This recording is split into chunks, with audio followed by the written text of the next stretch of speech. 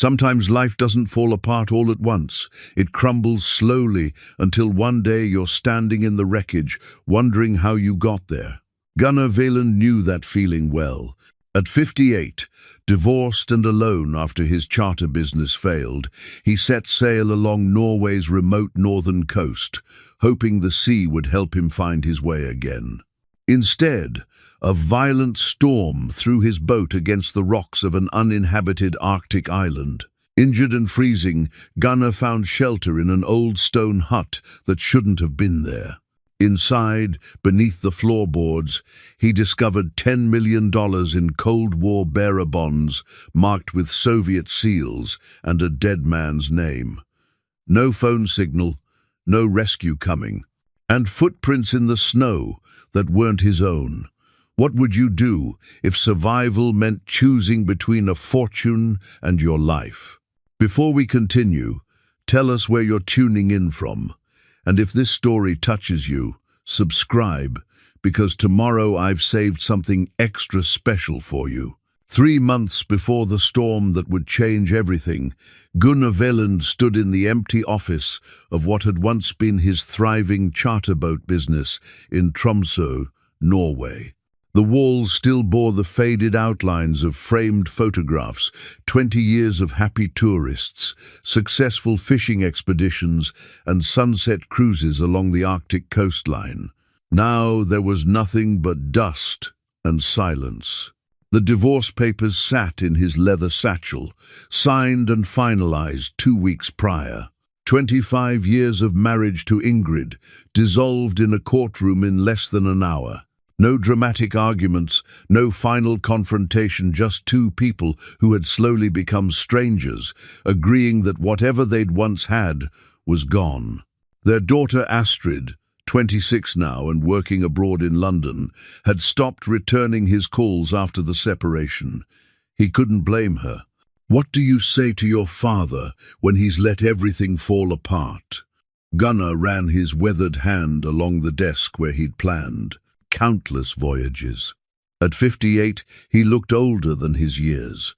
Grey threaded through his dark blonde hair, and deep lines creased his face from decades of squinting against the northern sun. His hands, strong and calloused from years of working ropes and nets, trembled slightly as he locked the office door for the last time. The business had failed not from lack of skill, but from the weight of accumulated debt and poor decisions. He'd expanded too quickly, bought a second boat he couldn't afford, and when tourism declined during the economic downturn, everything collapsed like a house of cards. The bank had been patient, then insistent, then final. The boats were sold at auction, the office lease terminated, everything he'd built over 2 decades gone. His best friend Bjorn Halvorsen had tried to warn him years ago. Bjorn, 62, and built like the fisherman he'd been for 40 years, had urged caution when Gunnar proposed the expansion. "The sea provides, but she's not a bank," Bjorn had said over coffee one morning. "Don't borrow against tomorrow's catch." But Gunnar hadn't listened. He'd been so certain, so confident, that his knowledge of these waters and his reputation would carry him through any storm. Now, standing on the harbour dock, watching the sunset paint the Arctic waters in shades of gold and crimson, Gunnar felt the full weight of his failures. The apartment he'd moved into after the divorce was small and cold. Ingrid had kept the house their house, the one they'd raised Astrid in. Fair enough. She'd earned it, putting up with his long absences, his obsession with the business, his slow, emotional retreat over the years. In his pocket, his father's old brass compass felt heavy. His father, deceased for 10 years now, had given it to him when Gunnar was 16. "When you're lost at sea," his father had said, "this will always point you home. But remember, it can only show direction. You have to choose to follow it." His father had been a practical man, a naval officer who'd served during the Cold War years, monitoring Soviet activity along Norway's northern border. He'd taught Gunnar everything about these waters, about reading weather, about respecting the Arctic's power. What would his father think of him now? Divorced, broke, adrift, at an age when most men were planning retirement. Bjorn found him there as twilight deepened. The older man carried 2 bottles of beer and wore his perpetual expression of concerned skepticism. "You're brooding again," Bjorn said, handing over a bottle. "That's never helped anything." "Just thinking," Gunnar replied. "About?" "Taking the Times Nord's journey times out. One last voyage up the coast. Clear my head before." He paused. Before what? He didn't know. The Times Nordstjerne Times North Star was his last possession. A small but sturdy 30-foot sailboat he'd managed to keep by claiming it as personal property rather than business asset. She was old, needed maintenance, but she was seaworthy. More importantly, she was his. Bjorn studied him with the careful attention of someone who'd known him for 40 years. They'd grown up together in Tromsø, fished these waters as teenagers, served in the Coastal Guard together. Bjorn knew Gunnar's moods better than Gunnar knew them himself. "How long?" Bjorn asked. "Few weeks, maybe a month. Just want to sail, think, figure out what comes next." "Alone?" "Alone, alone." Bjorn frowned, the wrinkles around his eyes deepening. "The northern coast this time of year, storms come up fast. You know that better than anyone." "I'll be careful. Stay close to shore. Check weather constantly." "I'm not planning to die out there, Bjorn. I'm planning to remember why I loved this in the first place." They drank in silence, watching the last light fade from the sky. The midnight sun season had passed, and now darkness was returning to the Arctic, creeping back a little more each day. Soon it would be polar night, when the sun barely rose above the horizon. "When do you leave?" Bjorn finally asked. 3 days. Soon as I provision the boat. Call me. Every day. I don't care if you think you're bothering me. Every day, Gunnar. I will." But they both knew he probably wouldn't. Gunnar had always been someone who needed solitude to process things, to work through problems in his own head. The sea had always been his therapist, his confessor, his clarity. The next 3 days passed in a blur of preparation. Gunnar stocked the Times, Nordstjerne Times, with supplies, canned goods, dried fish, fresh water, fuel for the small engine he'd use when wind failed. He checked the rigging, tested the radio, plotted a rough course that would take him along the remote northern coastline, past islands that rarely saw visitors, through waters he'd navigated 100 times before. Astrid called the night before he left. It was the first time they'd spoken in 6 weeks. "Dad?" Her voice was tentative, careful. "Astrid, it's good to hear from you. Bjorn called me, said you're going sailing alone." "Of course," Bjorn had called her, meddling old friend. "Just need some time to think," Gunnar said. "About what?" "Everything," he wanted to say. "About how I failed your mother, failed the business, failed at being the father you deserved." Instead, he said, "Just need to clear my head. Figure out next steps. You could come to London. Stay with me for a bit. We could talk." The offer surprised him. You'd want that? You're still my father." A pause. "Even if things have been difficult." Difficult. That was one word for it. "After I get back," he said. "After this trip, maybe I'll take you up on that." "Promise?" "Promise." They talked for a few more minutes, awkward but genuine, before saying goodbye. Gunnar held the phone long after she'd hung up, feeling something close to hope for the first time in months. He left Tromsø harbour at dawn, with Bjorn standing on the dock watching him go. The older man raised, one hand in farewell, and Gunnar returned the gesture. The Times, Nord's Journey Times, cut through the calm harbour waters, her engine purring softly, and then he raised the sails and let the wind take him north. The first week was exactly what he'd needed. The rhythm of sailing, the constant small adjustments, the watchfulness required by these waters, it all settled his mind. He anchored in small coves at night, cooked simple meals, and slept to the sound of water against the hull. The coastline here was dramatic, steep cliffs, narrow fjords, small islands that appeared suddenly in the mist. He passed fishing boats occasionally, exchanged waves with their crews. He saw seals and seabirds, once a pod of orcas that surfaced near his bow, their massive dorsal fins cutting through the water like black knives. The beauty of it reminded him why he'd fallen in love with this life in the first place, but by the second week, restlessness crept back in. Where was he actually going? What was this trip solving? He still had no plan for his future, no income, no purpose.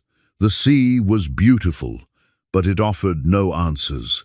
He deviated from his planned route on day 12, heading farther north than he'd intended, toward more remote waters. He told himself it was just exploration, just extending the voyage a bit. He didn't call Bjorn that day or the next. On day 14, the weather forecast began warning of a major storm system developing to the northwest. Gunnar knew he should turn back, head for shelter in one of the larger settlements. But something stubborn in him resisted. He'd weathered storms before. The Times, Nord's Journey Times, was solid. He'd be fine. His father's compass sat in its usual place near the helm, the brass catching the grey afternoon light. It still pointed true north, steady and reliable, but Gunnar wasn't following it anymore. He was following something else, some need to push further, to test himself, to prove he wasn't finished yet. The storm caught him 30.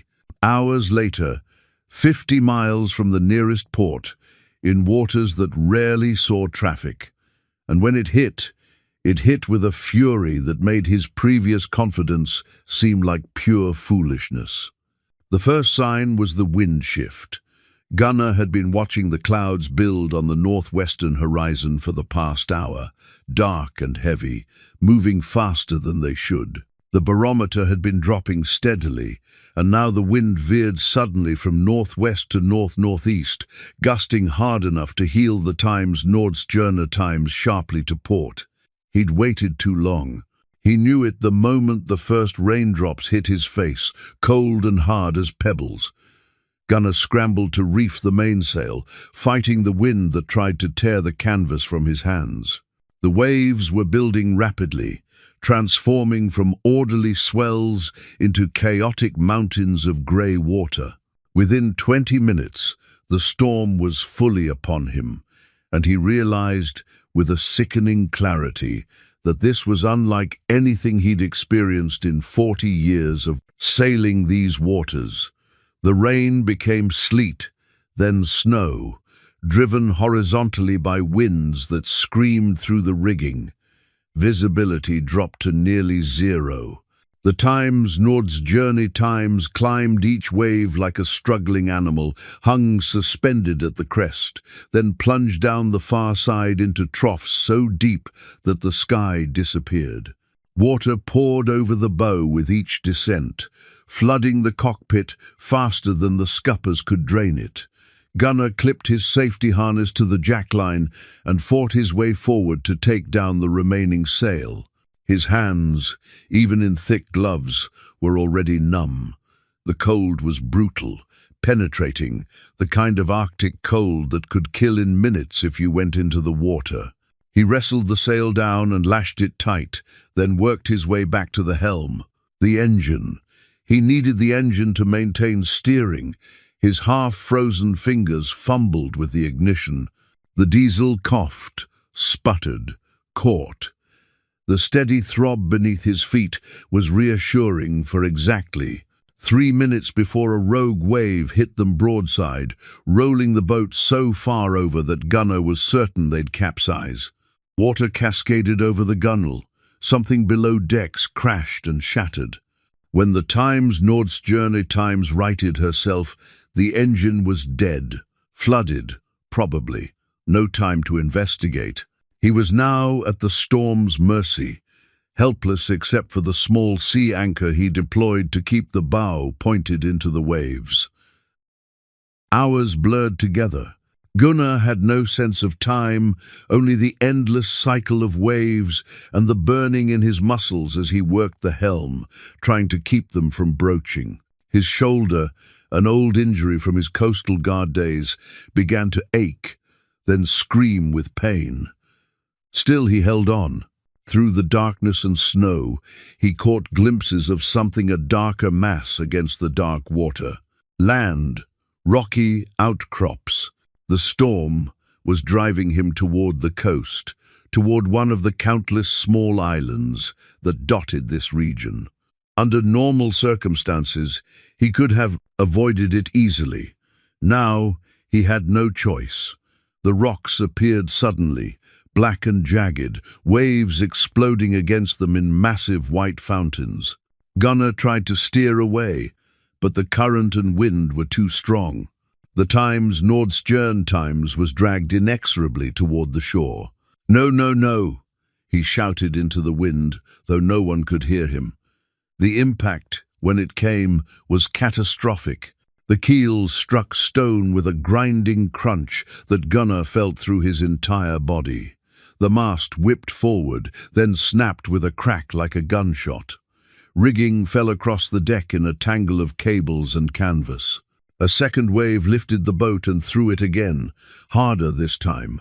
The hull split with a tearing sound. Water poured in. Gunnar had perhaps 60 seconds. He grabbed his emergency pack from its storage locker, waterproof, always kept ready, and his duffel bag with his personal items. The cold water was already around his knees. The boat was going down. He climbed over the side and jumped, hitting the water between the boat and rocks. The shock of the Arctic water was like being stabbed with 1,000 knives. His body locked up, muscles seizing. For a terrifying moment he couldn't move, couldn't breathe, could only feel the killing cold. Then training and survival instinct kicked in. He forced himself to swim, to kick, to get away from the boat before the next wave smashed it and him against the rocks. His pack and duffel dragged at him, but he held on. 3 strokes. 5. 10. His hand touched stone, scraped it, found purchase. He hauled himself onto a flat rock just as another wave hit, nearly washing him back into the sea. Crawling, shaking violently from cold and shock, Gunnar dragged himself higher onto the rocky shore. Behind him, the Times Nordstjerne Times was breaking apart, disappearing piece by piece into the violent surf. 20 meters up from the water's edge, he collapsed, gasping, his body convulsing with hypothermia. He couldn't stay here. If he stayed, he would die. The wind cut through his soaked clothing as if he were naked. Already his fingers and toes were going numb, his core temperature dropping. He had minutes, not hours. With shaking hands, Gunnar pulled out his emergency radio. Water dripped from it. He pressed the power button. Nothing. He tried again. Dead. The waterproof seal must have failed in the impact. No radio, no boat. No one knew exactly where he was. He deviated from his planned route and hadn't reported his position in 3 days. The realization of his complete isolation settled over him like the falling snow. Move. He had to move, find shelter, get warm. Everything else was secondary. Gunnar forced himself to his feet. The island, he could barely see it through the snow, and darkness appeared small, rocky, uninhabited. Hills of stone rose to his left. To his right, the coastline curved away into the storm. He picked a direction and started walking, stumbling, barely able to feel his legs. His father's compass was still in his jacket pocket. When he pulled it out with trembling fingers, he saw the glass had cracked, but the needle still moved. North. He was on the island's southern shore. If there was any shelter, any break from the wind, it would be on the northern side, in the lee. He walked for what felt like hours, but was probably only 20 minutes. Twice he fell. The second time, he lay there for a full minute, considering just staying down, letting the cold take him. It would be easy, peaceful, they said. Just go to sleep. But he thought of Astrid, of their awkward phone conversation, of his promise to visit her in London.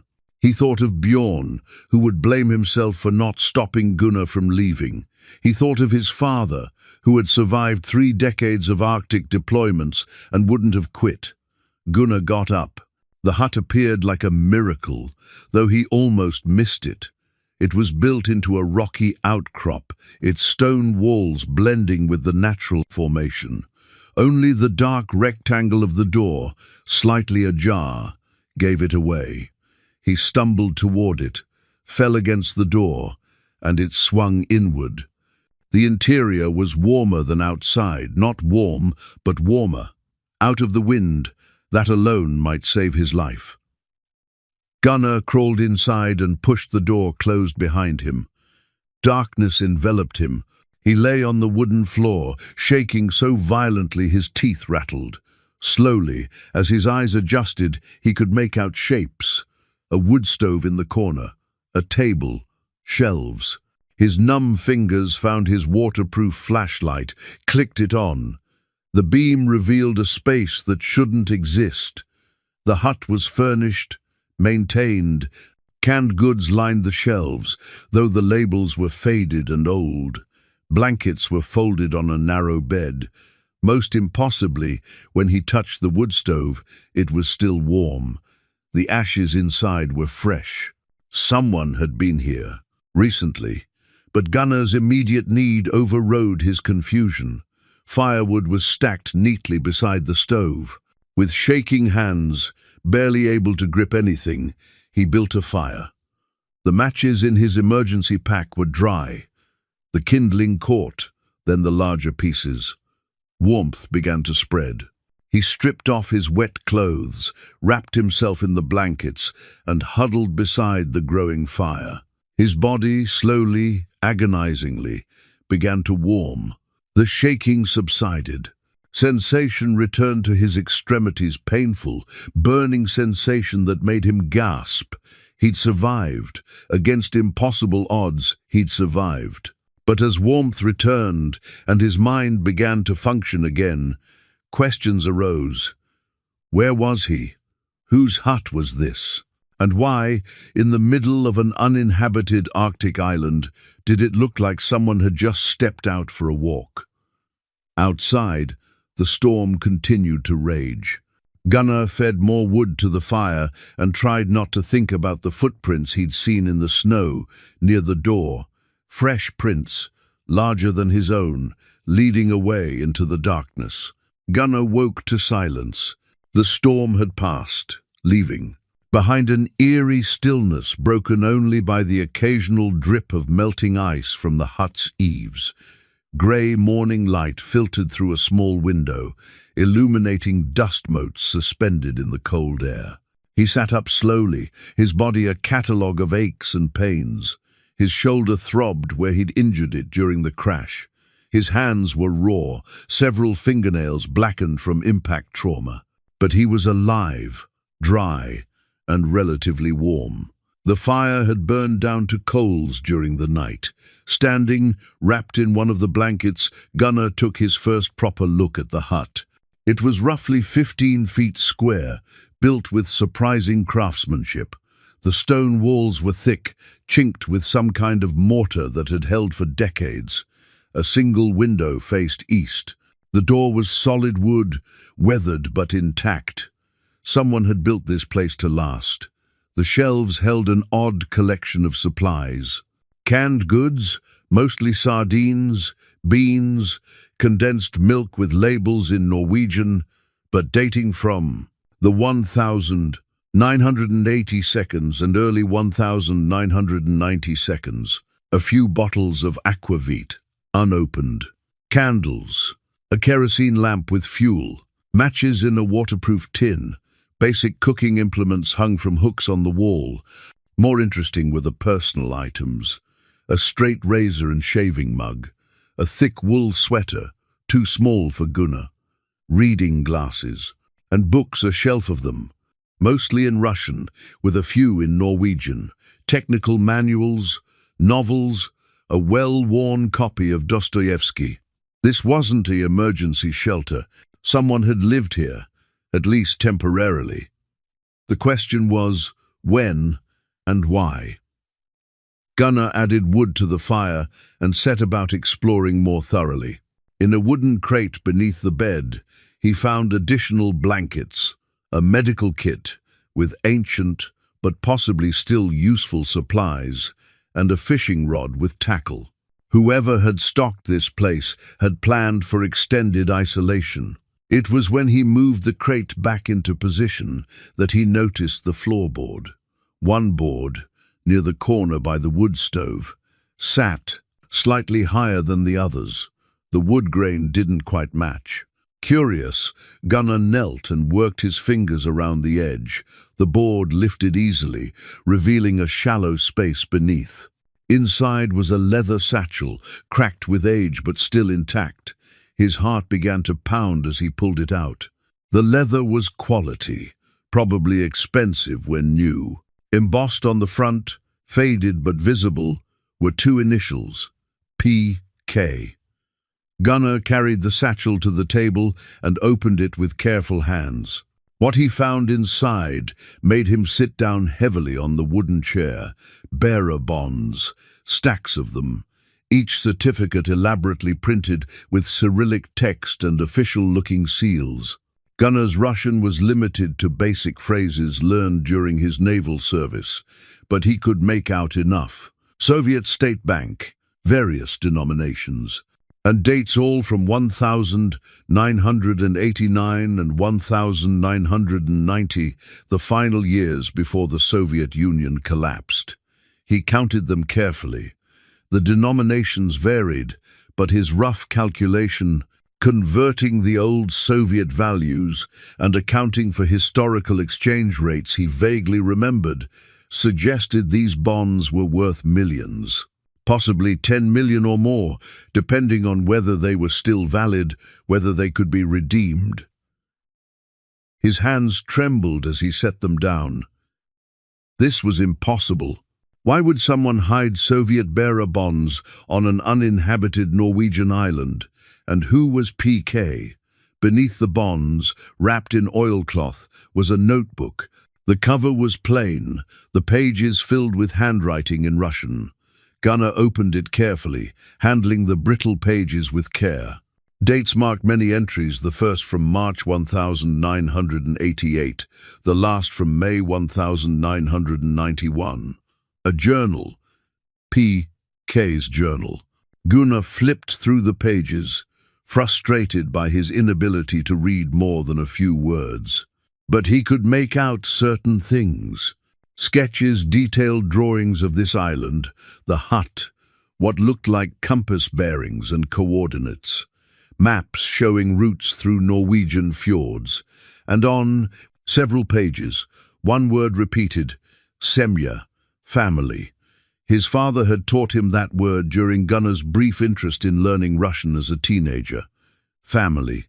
Whatever P.K. had been doing here, family was central to it.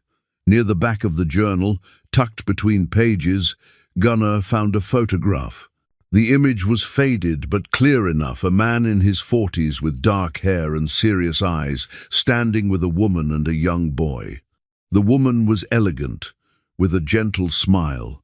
The boy, maybe 8 or 9, grinned at the camera with the unself-conscious joy of childhood. On the back, in Cyrillic script, Семья превыше всего 1989. Family above all.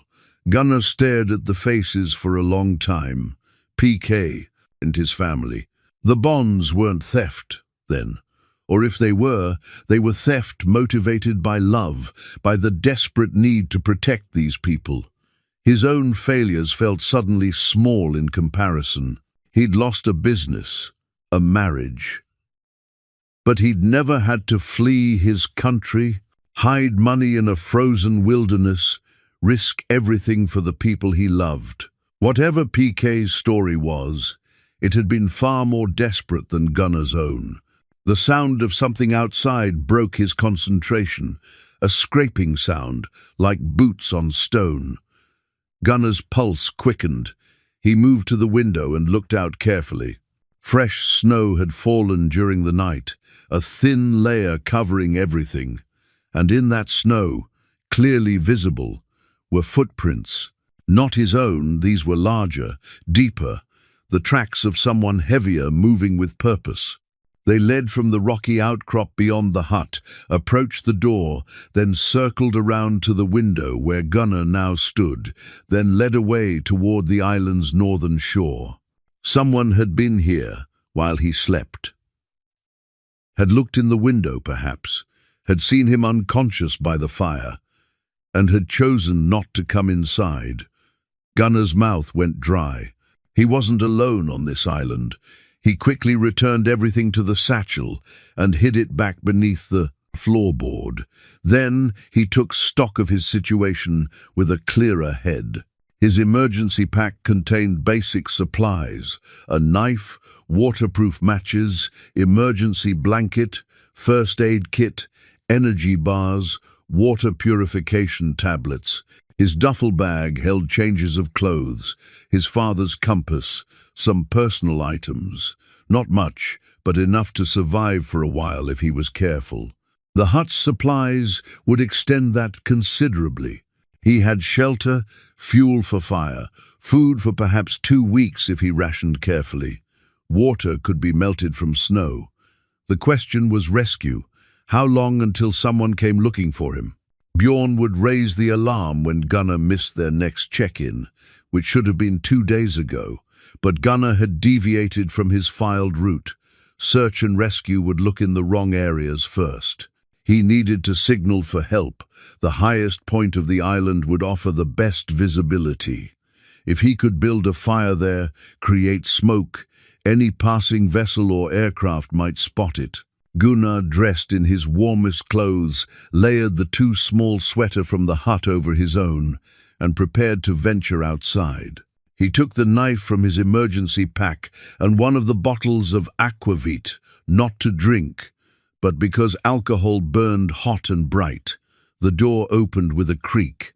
Outside, the Arctic landscape was breathtaking in its harsh beauty.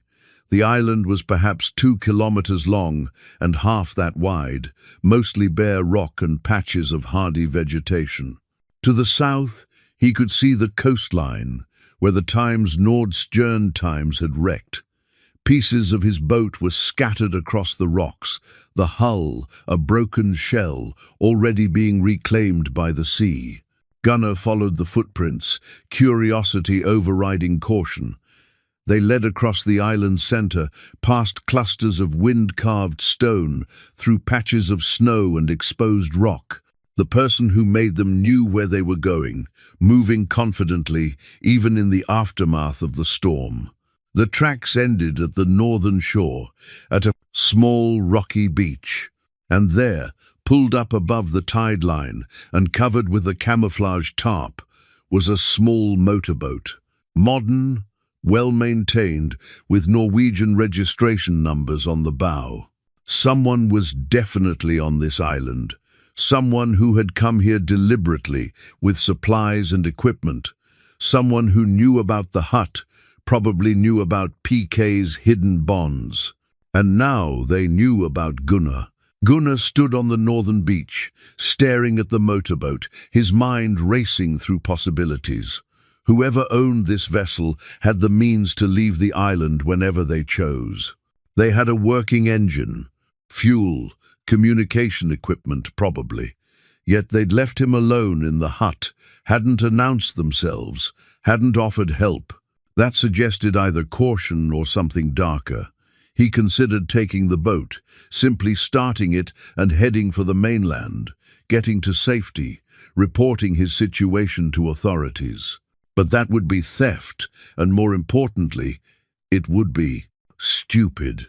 He didn't know these waters well enough to navigate without charts, and the boat's owner might return at any moment. A confrontation in these conditions, isolated and injured, wasn't something Gunnar wanted. Instead, he memorized the registration numbers and carefully replaced the tarp exactly as he'd found it. Then he followed a different route back to the hut, one that would allow him to see if anyone was following. No one was. The island remained silent except for the wind and the distant crash of waves. Back inside the hut, Gunnar retrieved PK's journal and spread it on the table. He needed to understand what he'd stumbled into. Using the few Russian-Norwegian dictionaries he found among the books, along with his limited knowledge of the language, he began the painstaking work of translation. It took hours. His shoulder ached, his head throbbed, but he persisted. Slowly, a story emerged from the fragmentary translations. Pyotr Konstantin PK had been some kind of Soviet operative, stationed in the region during the late 1982. The journal's early entries were sparse, mostly practical notes about weather, supplies, and coordinates. But as 1989 progressed, the tone shifted. Personal reflections appeared, doubts, fears. One entry from October 1989 partially translated, "The system is crumbling. Everyone can see it now, even those who refuse to speak the truth." What future for Mikhail in a country that devours its own people? Anna deserves better than this fear, this constant looking over shoulders. Anna, the woman in the photograph. Mikhail, the boy. Later entries became more urgent. PK described acquiring the bearer bonds.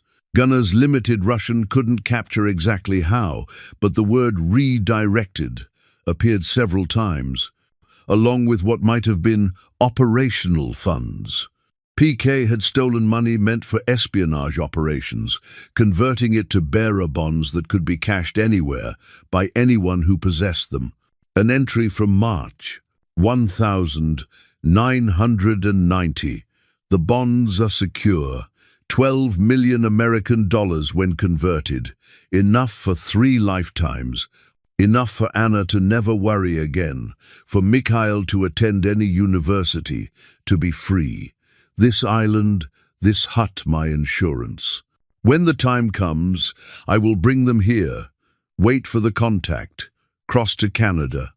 A new life. The bonds buy that life. But something had gone wrong. The later entries became fragmented, paranoid, references to watchers and exposure. An entry from January 1991. They suspect. How? Who talked? Must move carefully now. Anna and Mikhail cannot know the danger. Better they think I am delayed, working, than terrified. The final entry, dated the 3rd of May 1991, was brief. Tomorrow. Will reach them tomorrow.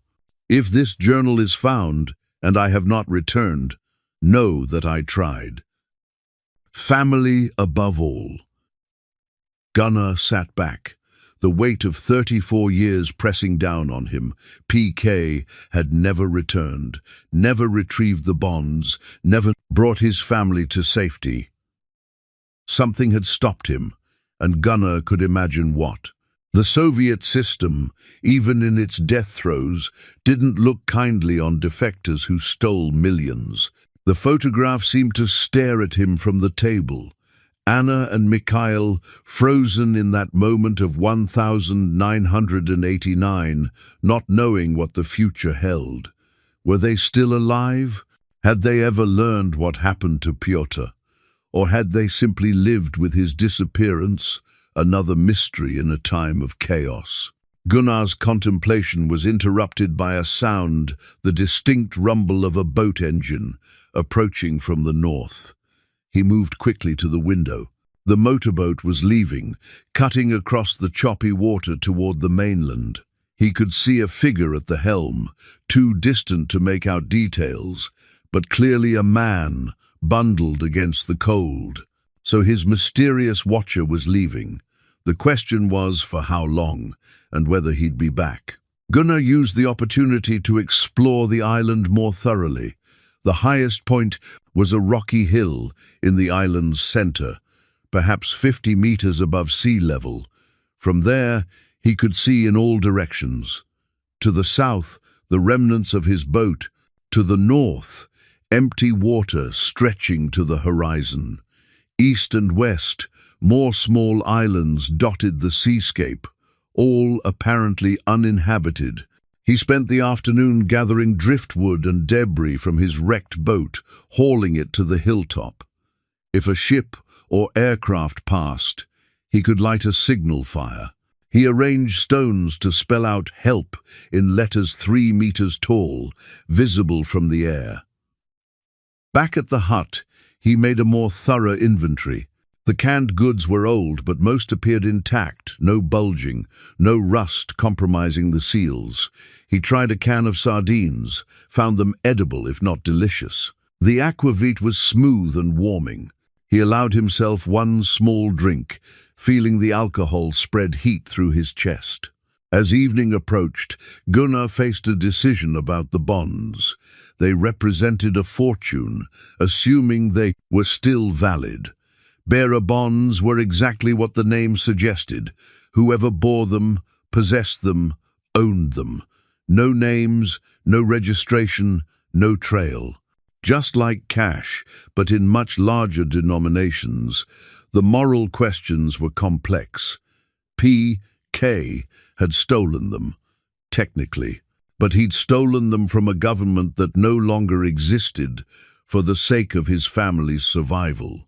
That family, if Gunnar's interpretation was correct, had never received the money. So who did it belong to now?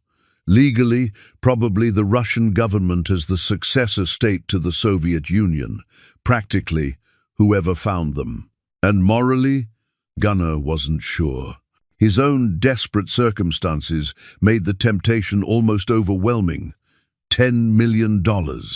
Enough to pay every debt, restart his business, secure his future, maybe even repair his relationship with Astrid by proving he wasn't a complete failure. One decision, one choice to pocket the bonds and say nothing, and all his problems could evaporate. But he'd been raised better than that. His father had been unbending on questions of honor and integrity. A man's word and his character are all he truly owns, his father used to say. Everything else can be taken away. Gunnar made a decision. He would document everything, the bonds, the journal, the photograph. He would take detailed notes and photographs with his waterproof camera. When rescue came, he would report what he'd found to the proper authorities. Let them decide the legal questions. He would do the right thing, even if it cost him his one chance at financial salvation. The decision made, he felt oddly lighter, freed, somehow, from the weight of temptation. That night, with the fire burning low and the Arctic darkness complete outside, Gunnar lay wrapped in blankets and thought about PK. They were separated by decades and vastly different circumstances, but Gunnar felt a strange kinship with this man he'd never met. Both of them had reached a point of desperation. Both had been trying to protect something PK, his family's future, Gunnar perhaps his own sense of self-worth. The difference was that PK had been willing to risk everything, to break every rule, for love. What had Gunnar ever risked? He'd played it safe, followed the conventional path, and still ended up here alone, broke, divorced, sleeping in a dead man's shelter. Outside, the wind picked up, whistling through cracks in the stone walls. Gunnar pulled the blankets tighter and closed his eyes. Tomorrow he would work on signaling for rescue, on finding a way off this island.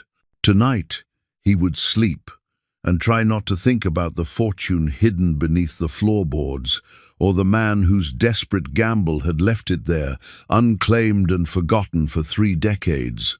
Somewhere in the darkness, he thought he heard a boat engine again, distant and uncertain.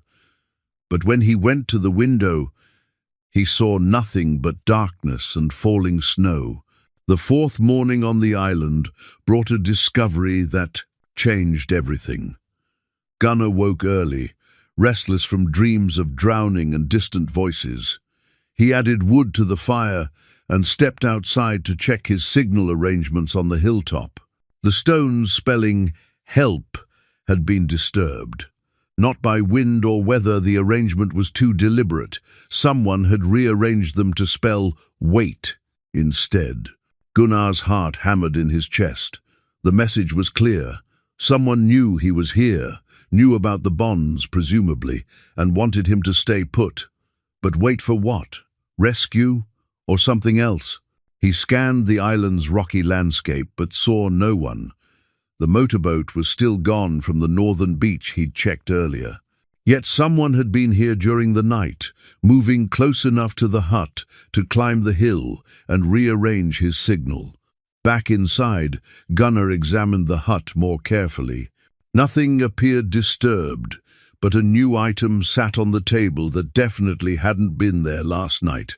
A modern energy bar, Norwegian brand, with a manufacture date from 2 months ago. Someone had left it for him. A gesture of what? Goodwill? A warning that they could enter any time? The implications were unsettling. Whoever was watching him had supplies, mobility, and apparently the skill to move silently enough that Gunnar, a light sleeper after years of sailing, hadn't heard them approach. Gunnar spent the morning fortifying his position. He rigged a simple alarm system using fishing line from the hut's supplies and some empty cans, stringing it across the approaches to the door.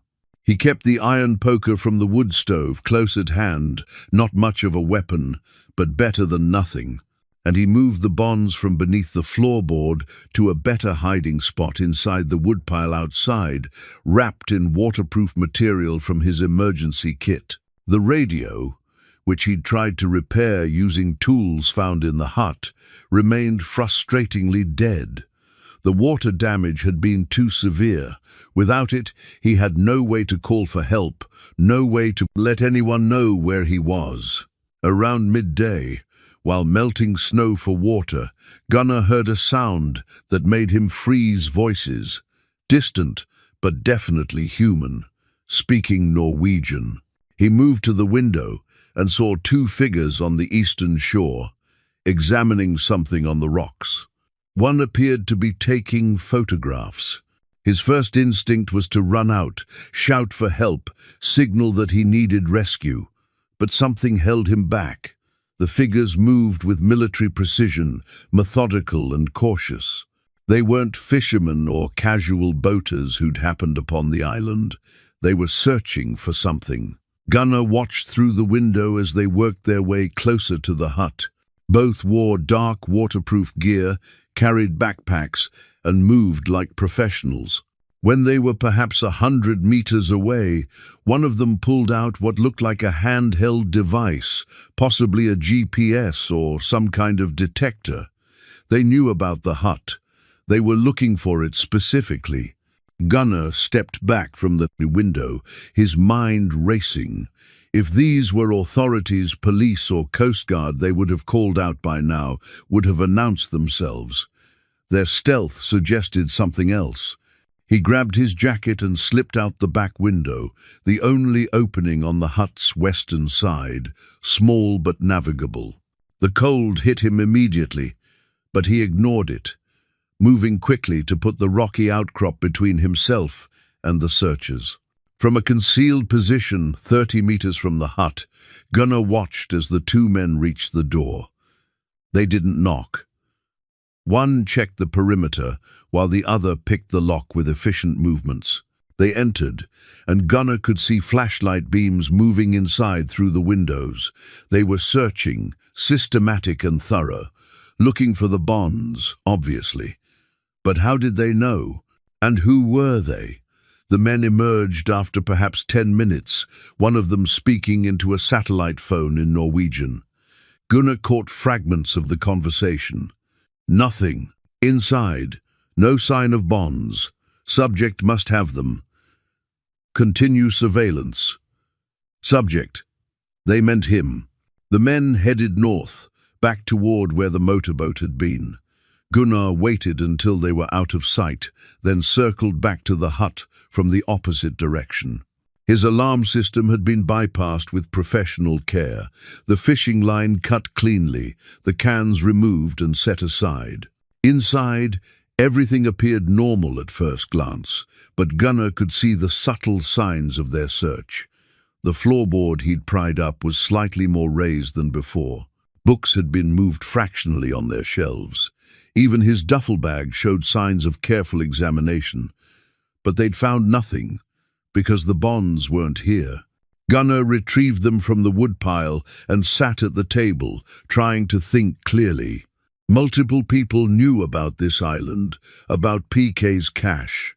The first watcher, who'd left the energy bar and changed his signal. Now these two searchers, professional and organized. How many others might be out there? He needed to understand PK's story better. There had to be something in the journal that explained why, 34 years later, people were still searching for these bonds. Gunnar spent the afternoon in intensive translation work, pushing through his limited Russian vocabulary with help from the dictionaries. A pattern emerged that he'd missed before.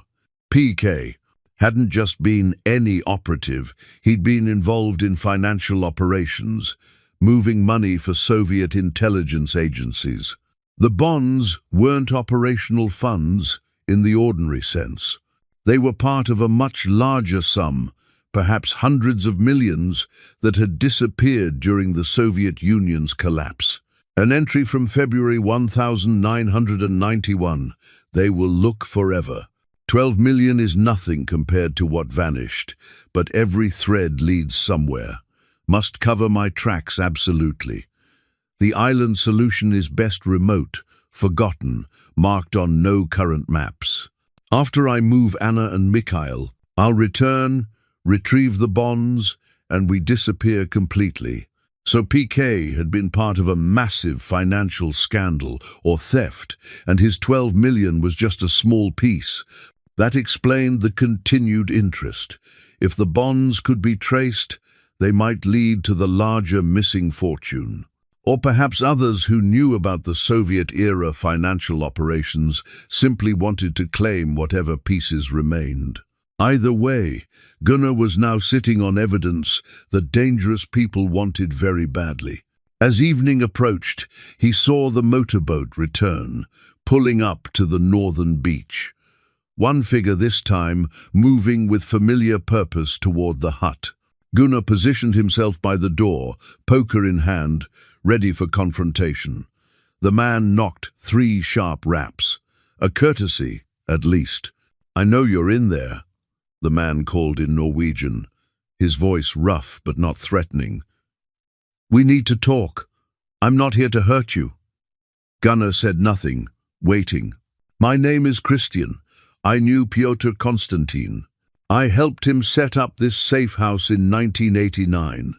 I'm the one who left you the energy bar, who changed your signal to buy us time." "Time for what?" Gunnar called back. "To figure out if you're Russian intelligence, Norwegian police, or just the unluckiest sailor in the Arctic." Despite the tension, Gunnar almost laughed. "The third one. Then we have a problem. Because the men who were here today, they're FSB, Russian Federal Security Service, and they'll be back with more people, more equipment. They know someone found the cash, and they won't leave until they have it. Gunnar's grip tightened on the poker. Why should I believe you? Because if I wanted to take the bonds, I could have done it 3 nights ago while you were unconscious by the fire. I could have taken them and left you to freeze, and no one would ever know. Instead, I've been keeping watch, trying to protect you from exactly what's happening now. There was a long silence. Then Christian added, I owe Piotr that much. I couldn't save him or his family 34 years ago. Maybe I can save you, but you have to trust me, and we have to move fast. They'll be back tonight with thermal imaging equipment. They'll find you, and they'll do whatever it takes to get those bonds. Gunnar considered his options. Stay barricaded and wait for the FSB to overwhelm him. Try to escape alone, with no boat and no knowledge of these waters? Or take a chance on this stranger who claimed friendship with a dead Soviet agent? His father's compass, still in his pocket, pressed against his ribs. A reminder that sometimes you had to pick a direction and commit, even without perfect information. Gunnar opened the door. Christian Dahl stood in the doorway, and Gunnar's first thought was that this man looked like exactly what he claimed to be, a former intelligence operative. Mid-50s, weathered face, grey hair cropped military short, eyes that constantly scanned and assessed. He wore quality cold-weather gear and moved, with the careful economy of someone who'd spent a lifetime staying alert. "May I come in?" Christian asked, hands visible and empty. Gunnar stepped aside, still holding the poker. Slowly, Christian entered and closed the door behind him, his gaze sweeping the interior with obvious familiarity. "It hasn't changed much. Piotr would be pleased. He built this place to last." "You really knew him?" "For 3 years. We worked together, though on opposite sides officially." Christian moved to the table and sat without asking permission, the gesture somehow non-threatening. "I was KGB, stationed in northern Norway during the final years. Counterintelligence, mostly. Piotr was GRU, military intelligence. We had what you might call an understanding." Gunnar remained standing, skeptical. An understanding. "By 1988, we both knew the Soviet system was finished. The question wasn't if it would collapse, but when, and what would happen to people like us when it did.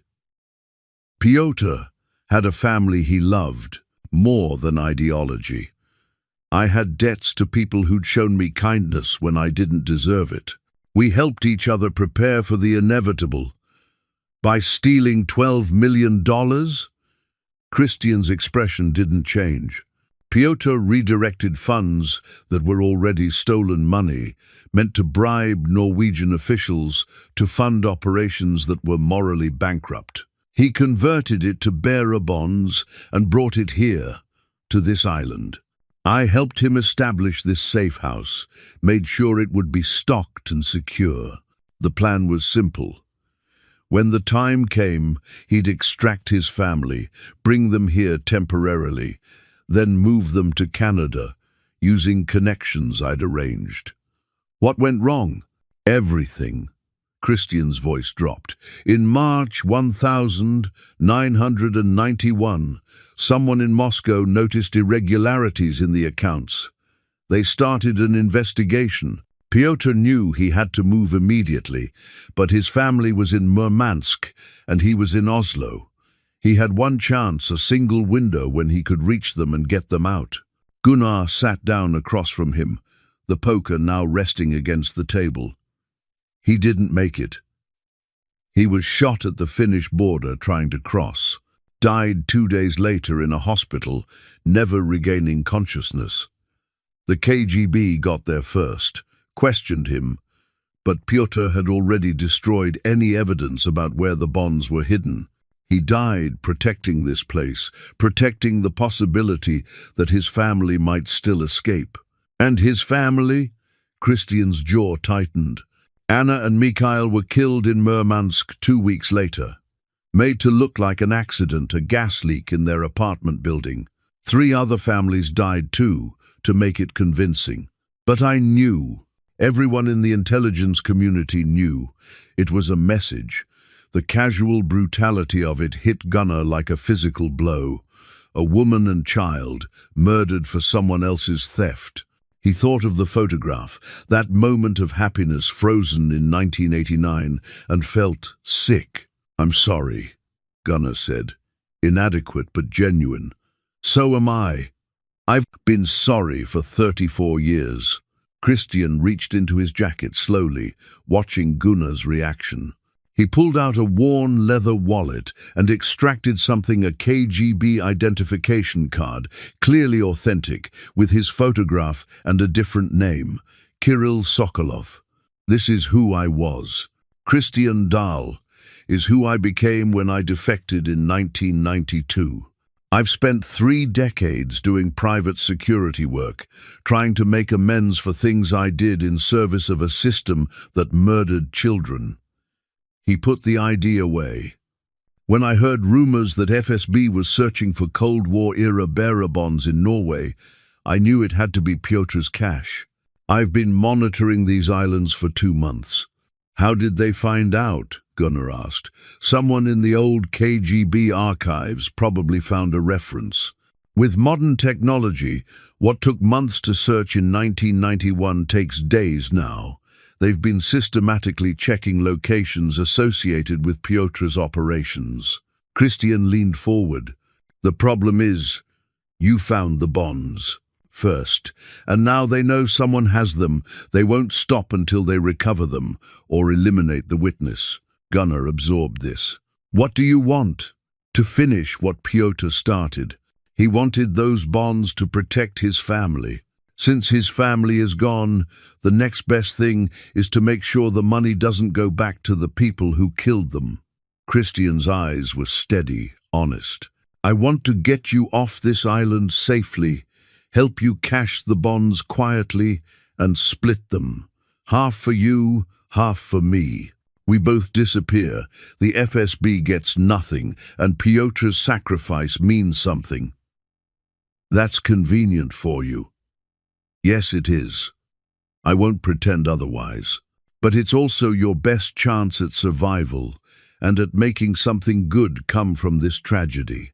Otherwise, you die here, the FSB recovers the bonds, and everything Pyotr fought for was meaningless." Gunnar stood and walked to the window, staring out at the darkening landscape. His instinct was to refuse, to insist on doing things legally, properly. But what did properly mean in this context? The bonds had been stolen from a government that no longer existed by a man trying to save his family. The current Russian government had murdered that family. There was no moral high ground here, only shades of grey. And practically speaking, Christian was right. Gunnar had no boat, no radio, no way off this island, except through someone else's help. If he refused Christian's offer, he'd be at the mercy of the FSB when they returned. "How do I know you won't just take the bonds and leave me here?" Gunnar asked. "You don't. But consider I've had multiple opportunities to do exactly that. I haven't, because despite what you might think about former KGB officers, I do have a code. Pyotr trusted me with his life, and I failed him." "I won't fail you." Gunnar turned back. "The men who came today, you said they'll return tonight, with thermal imaging, probably armed with more than sidearms. They'll search systematically, find you, find the bonds. You have maybe 3 hours. Then we need to move now. Where are the bonds?" It was the moment of decision. Trust or don't trust. Gunnar studied Christian's face, looking for signs of deception, of hidden agenda. He saw only weariness, and what appeared to be genuine commitment. "Hidden," Gunnar said. "I'll get them, but we leave immediately, together. No separating until we're somewhere safe." "Agreed," Christian stood. "My boat has enough fuel to reach Hammerfest 3 hours in good conditions. We can lose ourselves there, find proper transportation to Oslo or wherever you want to go." Gunnar retrieved the bonds from the woodpile while Christian kept watch. They worked quickly, gathering only essential items. Gunnar took his emergency pack, the photograph of Piotr's family, and the journal. Everything else, a dead man's possessions and memories, would remain in the hut. As they prepared to leave, Gunnar paused at the door and looked back. This place had saved his life, had given him shelter when he had nothing. It had also given him a glimpse into another man's desperate struggle, a reminder that his own problems were manageable compared to some. "Thank you, Piotr," he said quietly to the empty room. Outside, the Arctic night was falling fast. They moved quickly toward the northern beach, Christian leading with confident steps. Behind them, from the southern end of the island, Gunnar thought he heard the distant sound of a boat engine. The FSB was returning, and they were out of time. They reached the motorboat in under 5 minutes, moving fast across the frozen landscape. Christian yanked the top off and started loading equipment while Gunnar untied the mooring lines. The engine to the south was growing louder, definitely approaching the island. "Get in," Christian ordered, turning the ignition. The engine caught immediately, a reliable purr that Gunnar found reassuring. They pushed off just as searchlights appeared around the islands. Southern Point. Christian didn't use running lights, navigating by moonlight and what appeared to be intimate knowledge of these waters. The boat cut through the dark sea, bouncing over waves, putting distance between them and the island. Behind them, the searchlights swept the hut, found it empty, then began scanning the surrounding waters. "They'll see us," Gunnar said, gripping the rail as spray hit his face. "Not if we're fast and lucky." Christian pushed the throttle forward, the engine roaring. They raced across the open water, every second stretching Gunnar's nerves tighter. A spotlight found them, held for a moment, then lost them as Christian cut sharply to starboard behind a small rocky outcrop. The maneuver was expert, using the terrain to break line of sight. They emerged on the far side, heading northwest now, and the searchlight was sweeping the wrong direction. After 20 minutes of tense silence, the lights behind them disappeared. Christian gradually reduced speed, the engine settling into a steady rhythm. They were alone on the dark Arctic water, heading toward the mainland. "That was too close," Gunnar said. "It's not over. They'll radio ahead, alert their people in Hammerfest. We can't dock there now." Christian pulled out a chart, studying it with a small flashlight. "There's a fishing village 40 kilometers west, smaller, less monitoring. We can beach there, find transportation overland." Gunnar nodded, still processing everything. The adrenaline was fading, leaving him exhausted and uncertain. He pulled out Piotr's journal, holding it carefully against the spray. "I tried translating this," Gunnar said, "but my Russian is limited. There are things I couldn't understand, dates, names, references I didn't recognize." Christian glanced over. "I haven't read it in 34 years. Piotr gave me a copy of the first few pages once, operational details, in case something happened to him. But the personal entries were his own. There's something about a larger amount. He mentions 12 million as part of something bigger." Christian was quiet for a long moment, steering through the dark water. Finally, he said, "Piotr was part of a special unit that managed financial operations, bribes, money laundering, funding for operatives." In 1990 and 1991, as the Soviet Union was collapsing, approximately $300 million disappeared from various accounts. Pyotr's $12 million was a fraction of that. What happened to the rest? No one knows. Different operatives took different amounts. Some were caught, some disappeared, some were killed. The money scattered across a dozen countries, converted to various instruments. Some probably sits in forgotten bank accounts still. The $12 million Pyotr took was unique because he converted it to bearer bonds, portable, anonymous, and still theoretically valid. Gunnar absorbed this. So the FSB isn't just looking for the bonds, they're looking for any thread that might lead to the larger missing fortune. Exactly. If they can trace Pyotr's bonds, they might find connections to other operatives, other caches. It's not about 12 million to them, it's about potentially hundreds of millions. Christian's expression was grim. That's why they're willing to kill for it. They traveled in silence for another hour, the mainland growing gradually closer, a dark mass against the slightly less dark sky. Gunnar used the time to process everything, to consider his options. The bonds, wrapped in waterproof material and secure in his pack, represented both salvation and danger. With them, he could rebuild his life. Without them, he was just a shipwrecked sailor who'd stumbled into something far beyond him. "What do you actually want from this?" Gunnar asked suddenly. "The truth, not the story about making Pyotr's sacrifice meaningful."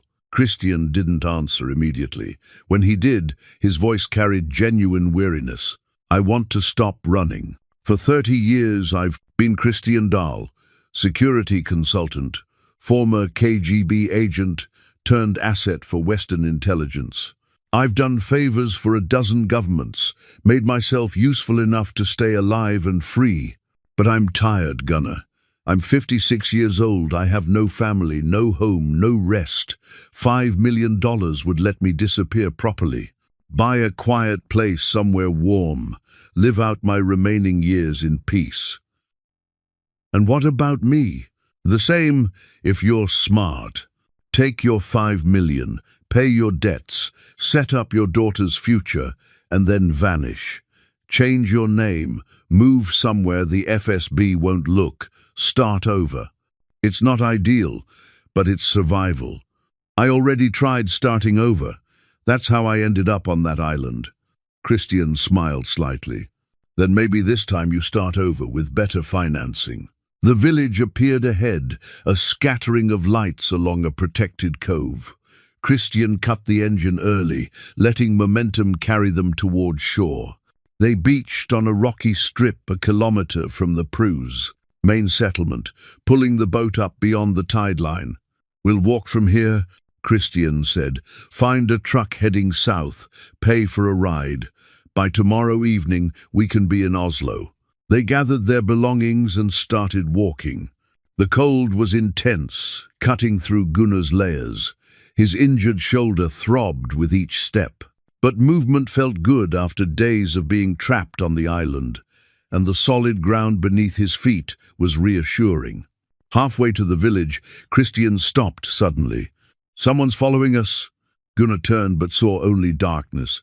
"Are you sure?" "Very." Christian's hand moved to his jacket. "Stay behind me."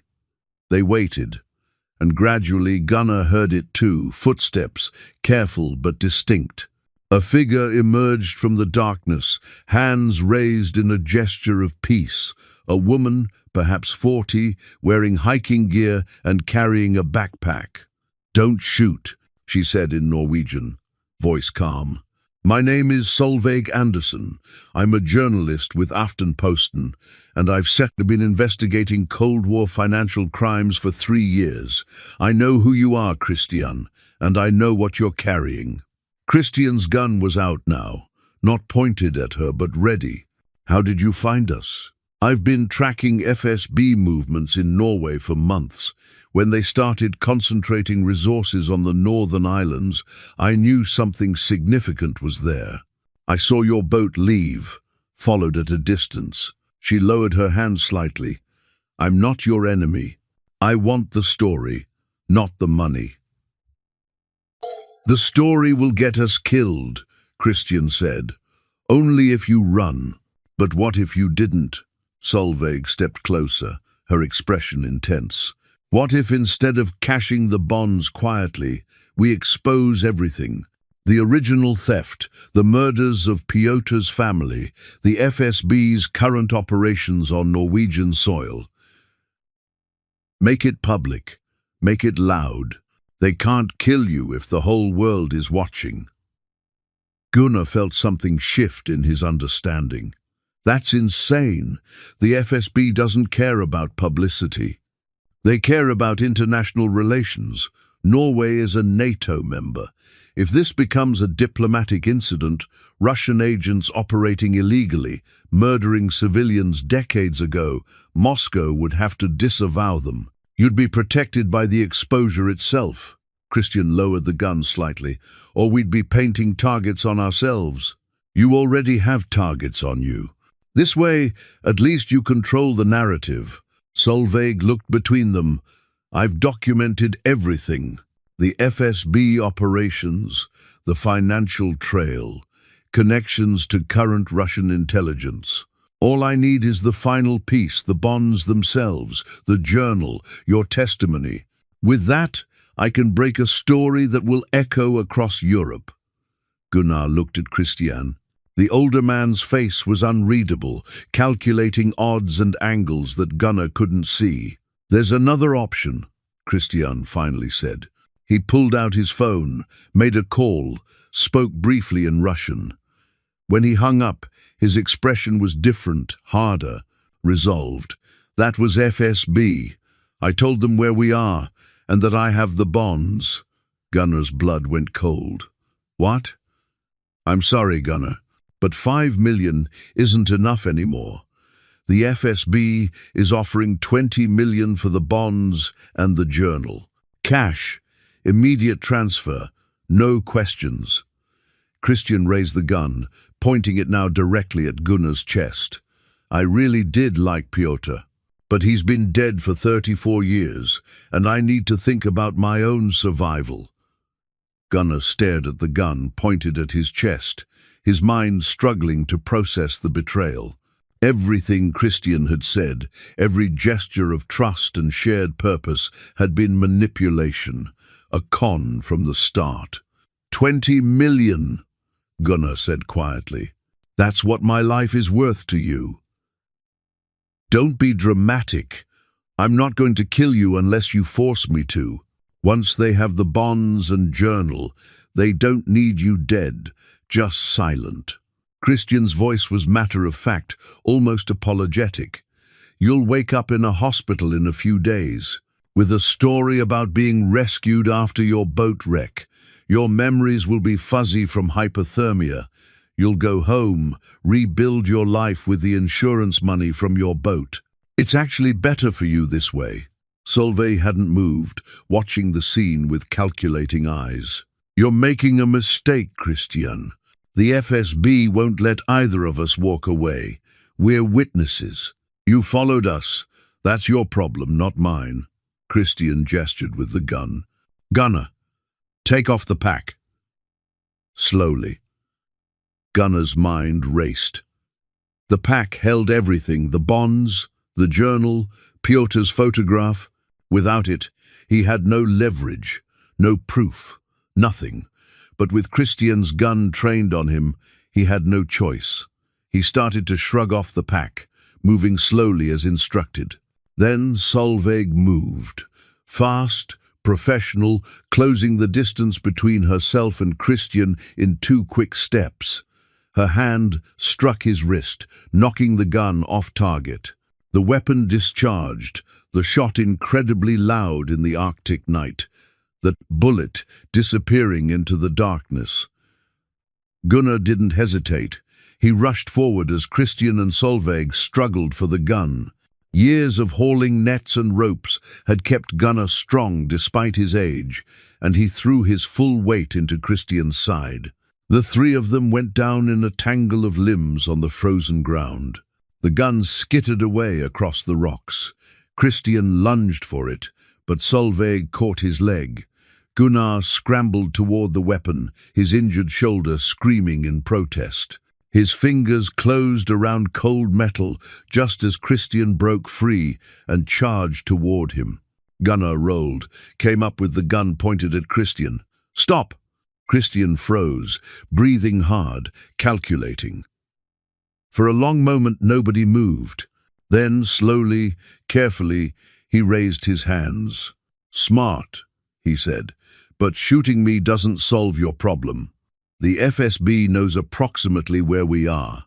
They'll be here soon, 15, maybe 20 minutes, and you still need a way off this coast."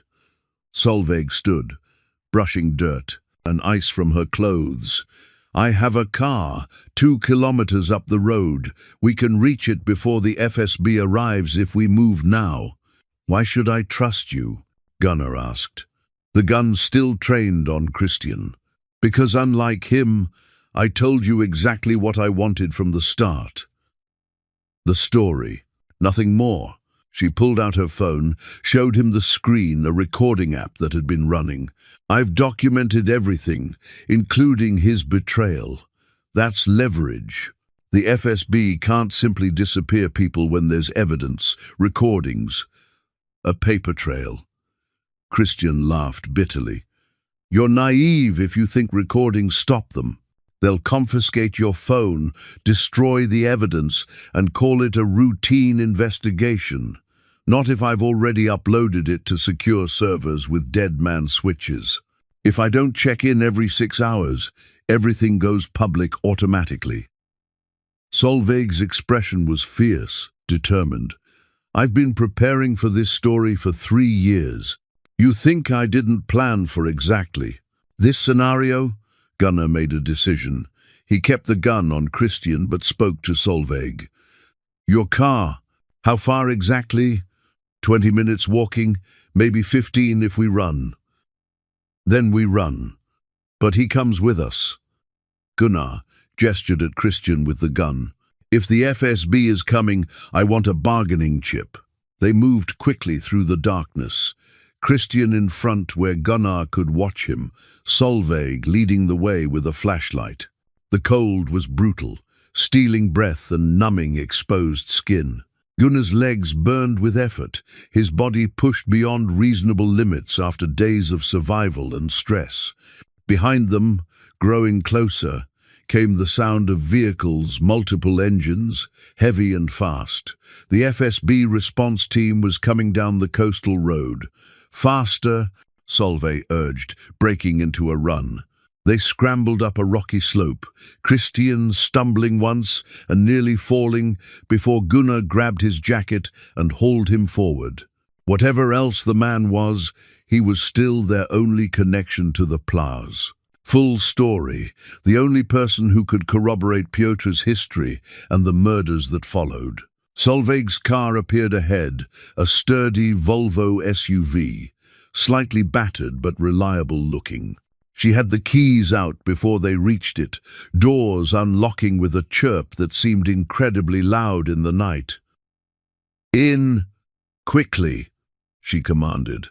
They piled in, Christian in back, with Gunnar beside him, gun still in hand. Solveig started the engine and pulled onto the rough coastal road without turning on the headlights, navigating by moonlight and memory.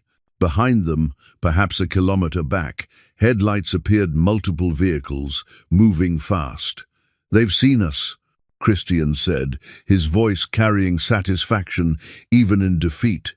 "You can't outrun them, not in this."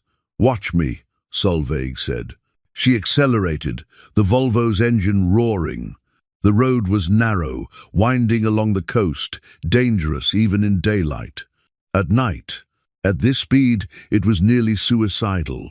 But Solveig drove with skill, taking corners. but with precision, using every meter of available road. Gunnar braced himself against the door, the bonds and journal in his pack pressed against his side. Everything Pyotr had fought for, everything that had cost him and his family their lives, reduced to a high-speed chase through Arctic darkness. "Where are we going?" Gunnar shouted over the engine noise. "Inland. There's a mountain pass 20 kilometers ahead. Beyond that, we can lose them in the valleys, make for larger towns where they can't operate as freely." Solveig glanced in the rearview mirror. The pursuing headlights were closer now, gaining on the straightaways. A bullet struck the rear window, spider-webbing the glass but not penetrating. Then another. "They're shooting at us?" Gunnar couldn't believe it. "On Norwegian soil?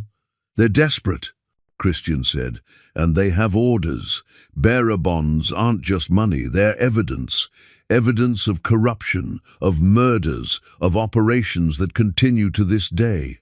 Moscow can't let that become public." Solveig took a sharp turn, and the pursuing vehicles momentarily disappeared from view. She accelerated up a steep grade, the Volvo's all-wheel drive gripping the icy road. At the crest, the landscape opened up a broad valley stretching ahead, with a narrow road cutting through it. "The pass," Solveig said, relief in her voice. "Once we're through, they'll have to be more cautious. Too many villages, too many witnesses." But as they crested the hill, headlights appeared ahead. Coming from the opposite direction, the FSB had anticipated their route, positioned a blocking force. They were trapped. Solveig slammed the brakes, the Volvo sliding on the icy road. She spun the wheel, trying to turn around, but it was too late. The vehicles behind had caught up, blocking their retreat. The ones ahead were closing fast. In seconds, they were surrounded by 4 black SUVs, their occupants emerging with military precision. Armed men, at least 8 of them, weapons, drawn and trained on the Volvo. A voice called out in Norwegian through a loudspeaker, "Exit the vehicle, hands visible. You will not be harmed if you comply." Gunnar looked at Solveig, then at Christian, then at the gun in his own hand. Every option led to the same place: capture, interrogation, probably death once they'd surrendered the bonds and journal. "What now?" he asked quietly. Solveig's hands were tight on the steering wheel, her face pale but determined. "Now we see if my insurance policy is worth anything." She reached for her phone, but before she could dial, one of the FSB agents fired. The shot hit the front tire, deflating it instantly. A clear message: no escape, no negotiation.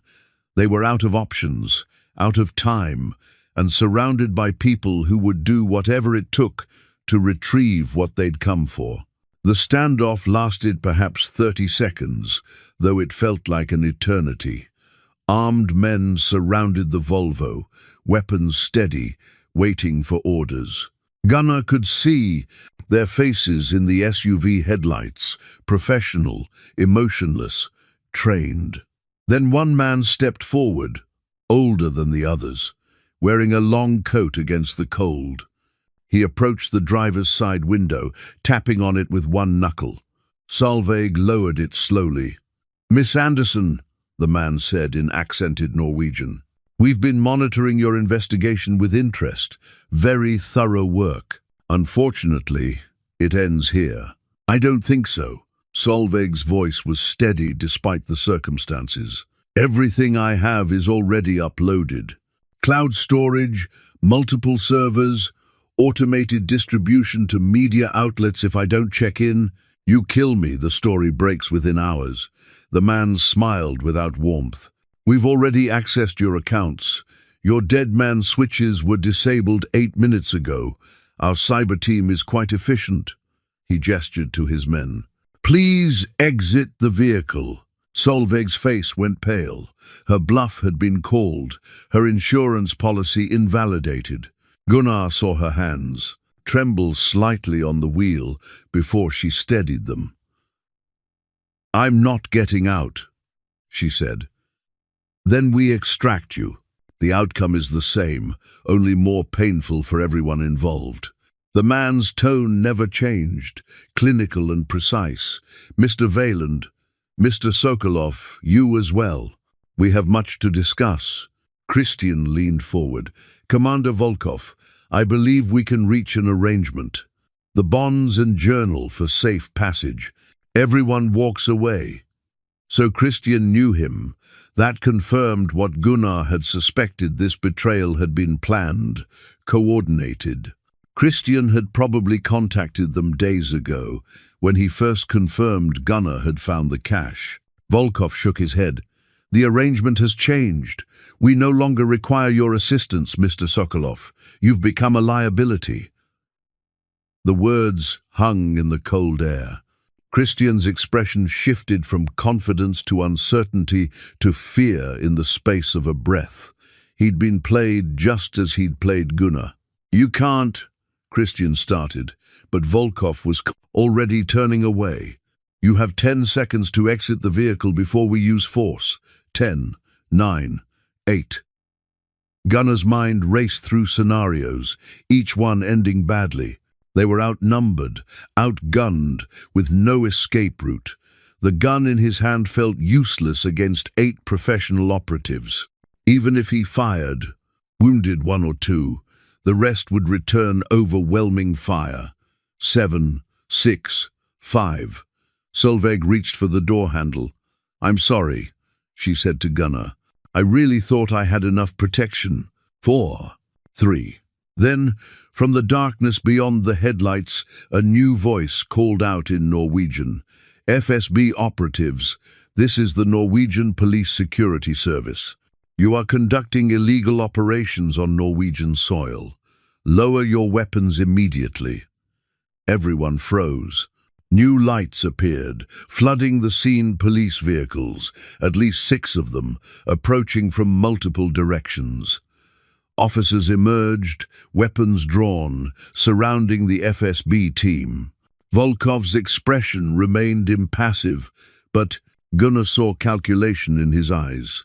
A firefight here, with Norwegian police, would create an international incident that even Russia's government couldn't easily smooth over. "Commander Volkov," the Norwegian voice continued, a woman, stepping into the light with the confidence of authority. "I'm Inspector Haugen with PST. You and your team will lower your weapons and submit to detention while we sort out this situation." For a long moment, nobody moved. Then Volkov made a gesture, and his men slowly lowered their weapons. Not dropping them, Gunnar noticed, just lowering, ready to raise them again if the situation shifted. Inspector Haugen approached the Volvo, her attention on Gunnar. "Mr. Valand, please exit the vehicle. You're not under arrest, but we need to secure the scene and determine what's happening here." Gunnar climbed out slowly, the pack with the bonds still on his back, the gun now tucked into his jacket. Solveig and Christian followed. The Norwegian officers moved efficiently, separating them from the FSB operatives, creating space and reducing tension. Haugen studied Gunnar with sharp eyes. "Your friend Bjorn Halvorsen filed a missing persons report 5 days ago. We've been searching for you. When we intercepted communications suggesting FSB interest in the Northern Islands, we connected the pieces." She gestured to Solveig. "And Miss Anderson's research provided context we didn't have." "You were working together?" Gunnar asked Solveig. "Not exactly, but I've been feeding information to PST for months. When they realized you'd stumbled into something significant, they started coordinating with me." Solveig looked relieved but exhausted. "My dead man switches were disabled, but not by the FSB. By Norwegian intelligence, to prevent the story from breaking prematurely and compromising their operation." Christian stood apart, guarded by 2 officers. His face unreadable. The man who'd been a Soviet agent, then a turncoat, then a would-be profiteer, now just looked old and tired. Volkov stepped forward, his hands clasped behind his back in a gesture of diplomatic courtesy. "Inspector Haugen, I believe there's been a misunderstanding. We're conducting a recovery operation for property belonging to the Russian Federation, cultural artifacts essentially, nothing that concerns Norwegian security. Bearer bonds worth millions, connected to Cold War espionage and multiple murders, don't qualify as cultural artifacts, Commander." Haugen's voice was steel wrapped in politeness. "You're operating illegally on our soil with armed personnel. That's an act we take very seriously. The bonds were stolen from my government by a man you murdered, along with his family. We have documentation, testimony, evidence." Haugen nodded toward Gunnar, including a journal that details the entire operation. Gunnar pulled the pack off his shoulder, feeling the weight of it. Inside were answers to questions that had haunted intelligence services for decades, evidence of crimes, of corruption, of a system that had destroyed lives without hesitation. He thought of Pyotr, dying at a border crossing, thinking about his wife and son. He thought of Anna and Mikhail, killed in an apartment fire that wasn't an accident. He thought of his own daughter Astrid, safe in London, free to live her life without fear. "What happens now?" Gunnar asked. Haugen considered him carefully. "That depends on several factors. The bonds are technically evidence in a criminal investigation, multiple investigations actually. Russian, Norwegian, possibly international. Their legal status is complicated. They may be tied up in courts for years. And if I just wanted to go home, to forget all of this, you can't. You're a witness now, Mr. Valand.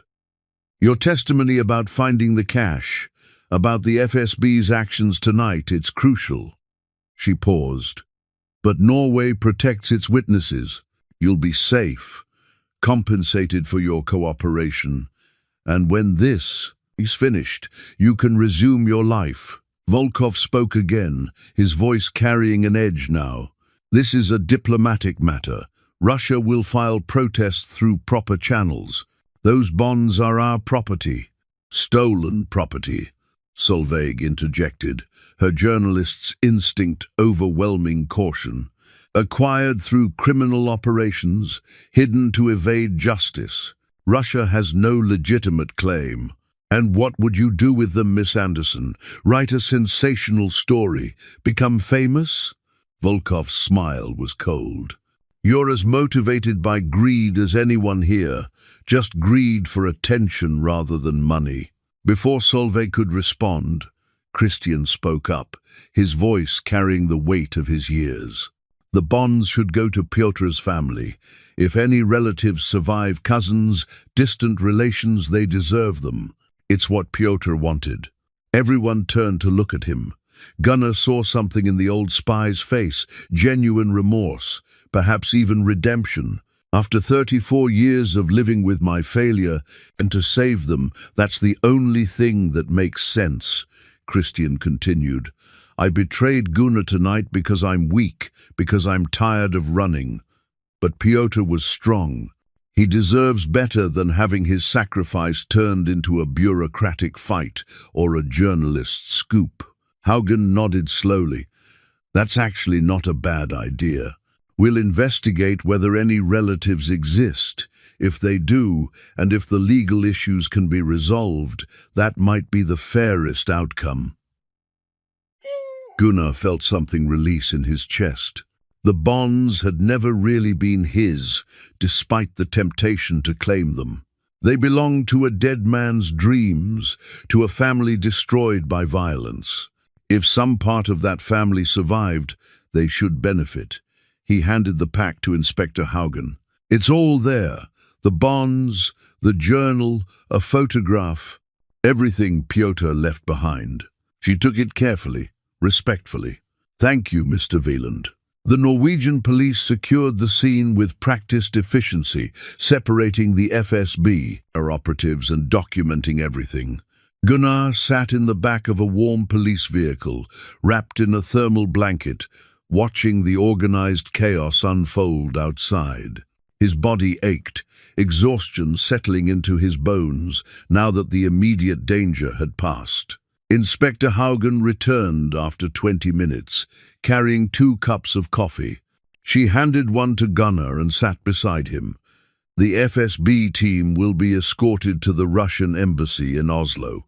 Diplomatic immunity protects them from prosecution, but they'll be declared persona non grata and expelled from Norway. Commander Volkov is already on the phone with Moscow, no doubt spinning the narrative. She sipped her coffee. But we have everything documented. The illegal operation, the weapons, the attempted seizure. It'll be a black eye for Russian intelligence.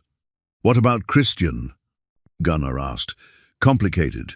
He's a former KGB officer who defected decades ago, but his attempted betrayal tonight creates issues. He'll be detained while we sort through his status and determine what charges, if any, apply. Haugen studied Gunnar. He seems genuinely remorseful now.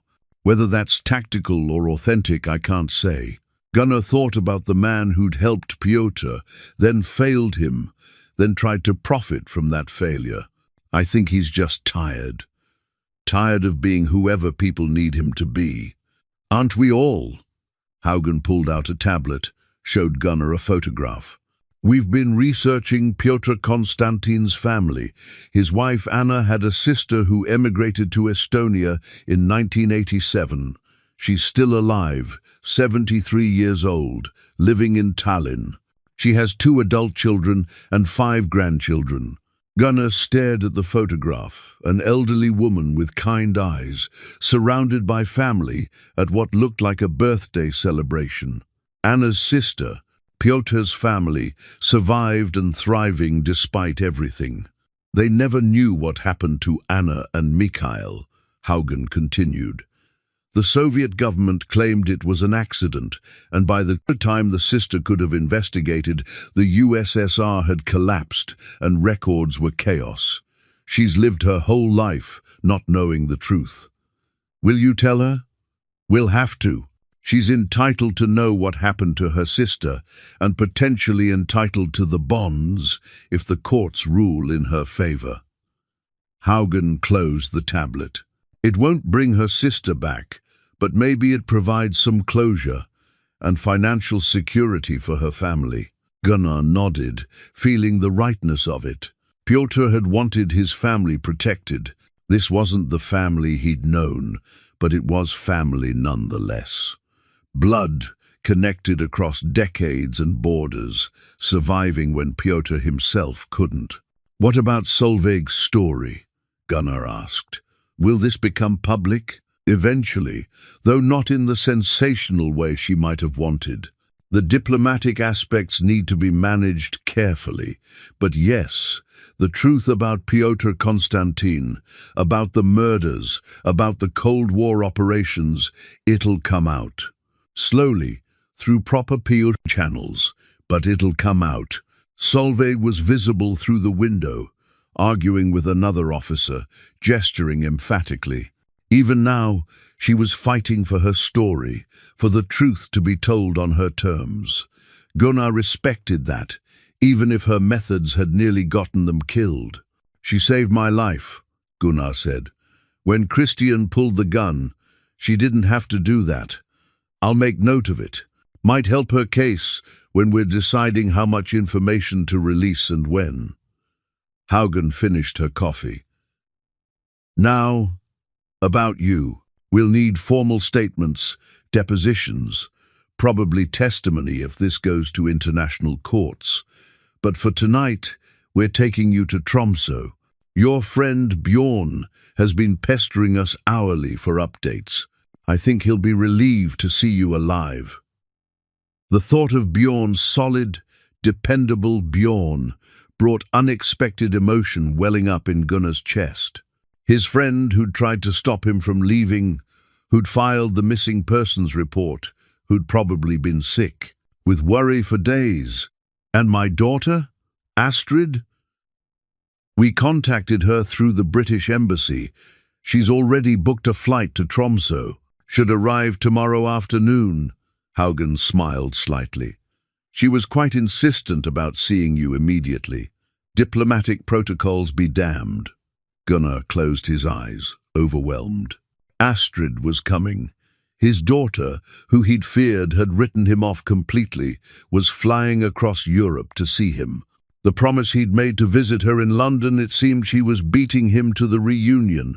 "Thank you," he said quietly, "for everything, for finding us when you did. Thank you for cooperating. Not everyone would hand over $10 million so readily." Haugen stood. The bonds might have been tempting. They were, Gunnar admitted, very tempting. But they weren't mine. They never were. He thought of Piotr's photograph, that moment of happiness frozen in time. Some things matter more than money. Outside, the FSB vehicles were being escorted away by Norwegian police. Volkov sat in the back of one, his face visible through the window, expressionless, already planning his next move. Men like him never stopped, never truly accepted defeat. But for tonight at least, he'd lost. Christian was placed in a separate vehicle, handcuffed, but treated with professional courtesy. As they loaded him in, he caught Gunnar's eye through the window. For a moment, something passed between them, not quite forgiveness, but perhaps understanding.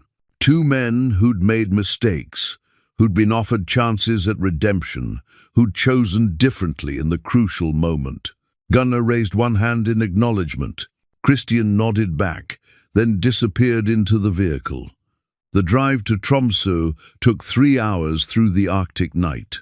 Gunnar dozed fitfully, his mind replaying the past week, the storm, the hut, the discovery, the betrayal, the rescue. It felt impossible that so much had happened in just 7 days. He'd left Tromsø as a broken man, running from his failures.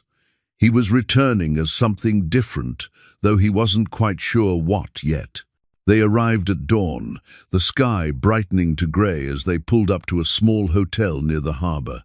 Inspector Haugen had arranged a room, security, everything he'd need while they processed his statements. But before going inside, Gunnar asked the driver to stop at the harbour itself. He walked to the edge of the dock, where the Nordsjøerne Times had departed a lifetime ago. The water was calm, reflecting the morning light. Somewhere out there, his boat lay broken on an island's rocky shore. But he'd survived. Against impossible odds, he'd survived. He pulled out his father's compass, the glass still cracked from the wreck. The needle spun briefly before settling on north. Still working, still true, still pointing the way home. "I found my way back, Dad," Gunnar whispered to the memory of his father. "Took the long route, but I made it." Behind him, a familiar voice called out, "Gunnar!" He turned to see Bjorn running down the dock, moving faster than a man of 62 should, his face a mixture of relief and anger and joy. They met halfway, and Bjorn pulled him into a crushing embrace. "You stupid, stubborn fool," Bjorn said, his voice breaking. "I thought you were dead. I know. I'm sorry." Gunnar held his friend tightly. "I should have listened to you. Should have called. Should have done everything differently." "Yes, you should have." Bjorn pulled back, gripping Gunnar's shoulders, looking him over for injuries. "But you're here. You're alive. That's what matters." "I'm here," Gunnar agreed. "And I'm not going anywhere. Not for a while." They walked back toward the hotel together, two old friends reunited, while the Arctic sun continued its slow rise over the harbor. Behind them, the sea stretched endlessly, beautiful, dangerous, and finally at peace. 6 months had passed since the night on the coastal road, and Gunnar stood once again at the Tromsø harbor, but everything felt different now. The water sparkled in the late spring sunshine, and the air carried the warmth of returning life. Seabirds circled overhead, their calls mixing with the sounds of boats and distant conversation. Astrid stood beside him, her hand resting on his arm. She'd stayed in Tromsø for 2 weeks after the rescue, and in those weeks they'd talked more honestly than they had in years. About the divorce, about his failures, about her own struggles with watching her parents' marriage crumble. The conversations had been difficult, sometimes painful, but necessary. They'd begun to heal what had been broken between them. "You're sure about this?" Astrid asked, gesturing toward the modest building behind them. Gunnar nodded. The sign above the door read Constantine Maritime Heritage Center in both Norwegian and Russian. It wasn't large, just a renovated warehouse space near the harbor, but it was his. A place to preserve maritime history, teach traditional boat-building skills to young people, and honor those who'd been lost to the sea's dangers and human cruelty. The center's founding had been funded by a portion of the bond's value. After months of legal wrangling across 3 countries, a settlement had been reached. Anna's sister in Estonia received the majority enough to secure her family's future for generations. But she'd insisted that a portion go to Gunnar, recognizing that he'd protected her brother-in-law's legacy when he could have simply taken everything. The amount had been enough to pay his debts, set aside money for Astrid's future, and start something meaningful. Not the charter business he'd lost. He had no desire to recreate that. This was something new, something that mattered beyond profit. "The first class starts next week," Gunnar said. 8 students, all teenagers from the area. We'll teach them traditional boat building, navigation, respect for these waters. Skills their generation is losing. Dad would have loved this, Astrid said softly, meaning Gunnar's father. "Passing on what he taught you." Gunnar touched the compass in his pocket, his father's compass, now repaired, the cracked glass replaced. He carried it everywhere, a reminder of navigation both literal and metaphorical. Finding your way home wasn't always about geography. Sometimes it was about finding purpose, connection, a reason to keep moving forward. Bjorn emerged from the center's door, carrying coffee in paper cups. He'd become Gunnar's partner in the enterprise, teaching the practical skills while Gunnar handled the administrative work and historical research. It suited them both, giving structure to their days and meaning to their accumulated knowledge. "Inspector Haugen called," Bjorn said, handing over the coffee. "The trial date is set for September. Solveig's testimony will be crucial." The journalist had gotten her story after all, though in a more controlled way than she'd initially wanted. Her articles about Cold War espionage, about Piotr and Anna's tragedy, about the Bond's recovery, had won international attention and several journalism awards. She'd visited Gunnar twice, conducting extensive interviews, always respectful of his desire for privacy, while pursuing the truth relentlessly. Christian's fate had been more ambiguous. After months of negotiation, he'd been released with the understanding that he'd cooperate fully with ongoing investigations into Cold War-era intelligence operations. He'd sent Gunnar a letter from somewhere in South America, brief, apologetic, thanking him for not pressing charges when he could have. The letter had included contact information for Anna's sister, suggesting Gunnar might want to meet her someday. "Are you going to the trial?" Astrid asked. "I have to. My testimony is part of the evidence." Gunnar sipped his coffee, watching a fishing boat glide into the harbor. But after that, I'm done with it. Let the lawyers and diplomats argue about the remaining legal questions. I've said everything I need to say. His phone buzzed a text message from an unknown number. Gunnar opened it and found a photograph. An elderly woman surrounded by family, holding a framed picture of Pyotr, Anna, and young Mikhail. The message, in slightly awkward English, read, "Thank you for protecting my sister's memory. Your kindness honors them. May you find the peace they could not." Katerina Gunnar showed the photo to Astrid. She studied it silently, then squeezed his arm. "You did the right thing. Dad, with everything, the bonds, the testimony, all of it. I hope so." He pocketed the phone. "I keep thinking about Pyotr, about the choices he made. He risked everything for love, for family. I spent so many years focused on business, on success, that I forgot what actually mattered." "You're remembering now," Astrid said. "That's what counts." They walked together along the harbor, past boats being prepared for summer fishing season, past tourists taking photographs, past the everyday bustle of a northern town awakening from winter.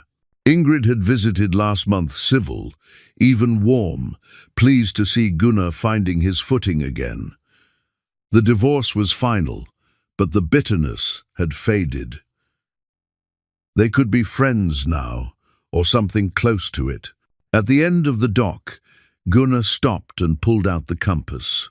The needle pointed steadily north, reliable as always. But he realized he didn't need it anymore. Not really.